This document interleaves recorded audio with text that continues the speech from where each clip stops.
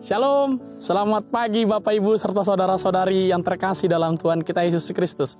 Hari ini Selasa 4 Mei 2021. Sebelum melakukan aktivitas dan pekerjaan kita masing-masing, mari Bapak Ibu serta saudara-saudaraku, saya mengajak kita untuk bersekutu terlebih dahulu dengan firman Tuhan yang ditetapkan hari ini tertulis dalam surat Paulus kepada jemaat Efesus pasal 5 ayat yang ke-20. Demikian bunyinya.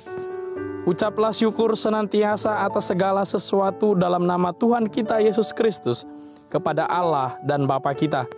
Ucaplah syukur senantiasa atas segala sesuatu dalam nama Tuhan kita Yesus Kristus kepada Allah dan Bapa kita. Dalam bahasa Batak disebutkan manok tong mahamu madok mauliate. Siala saluhutna tu debata ama di bagasan kewarni Tuhata Yesus Kristus. Demikian bunyinya. Bapak Ibu serta saudara-saudari yang terkasih, tentu mengucap syukur dalam ajaran kekristenan itu hal yang sering kita dengar. Dan bahkan tujuan kepada siapa ucapan syukur itu juga kita semua sudah mengerti dan mengimani. Namun Bapak Ibu serta saudara-saudari, hari ini kita diingatkan kembali melalui firman Tuhan. Apa pentingnya dan apa butuhnya kita untuk mengucap syukur. Ternyata mengucap syukur itu bukan hanya kepentingan kita pribadi, artinya bukan hanya keinginan kita saja, tetapi itu adalah memang tuntutan iman kita. Berbeda Bapak Ibu, kalau sudah menjadi tuntutan iman, berarti kita harus benar-benar melakukannya. Tidak ada alasan kita untuk tidak bersyukur. Tentu kita dalam hidup ini tidak memiliki kelebihan yang sangat wah dibandingkan orang lain.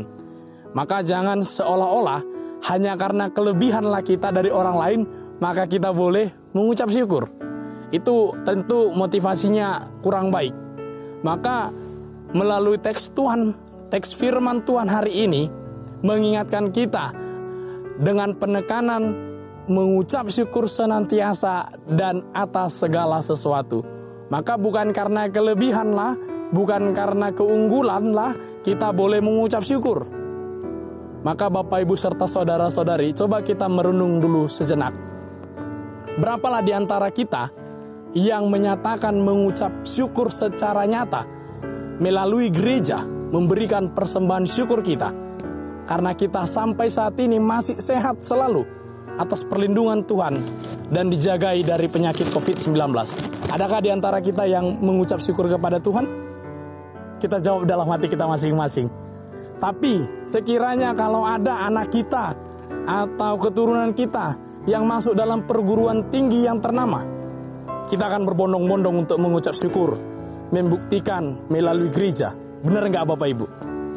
Artinya ucap syukur kita masih melihat batasan atau jangkauan.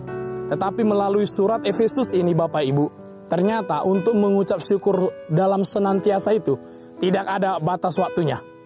Gak ada limit waktunya. Dan atas segala sesuatu gak ada batas jangkauannya Bapak Ibu.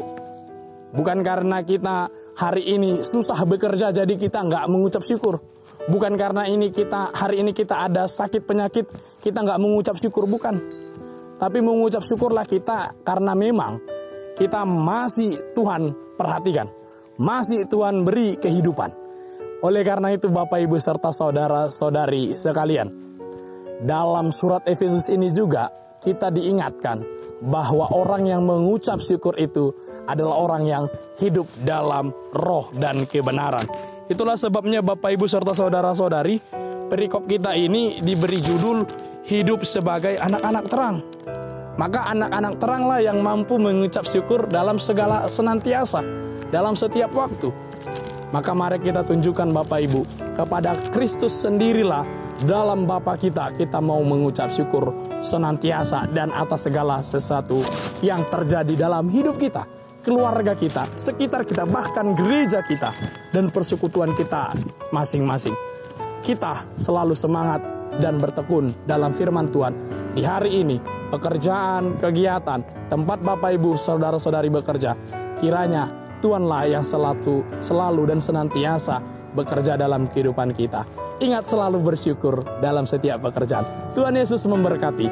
Shalom.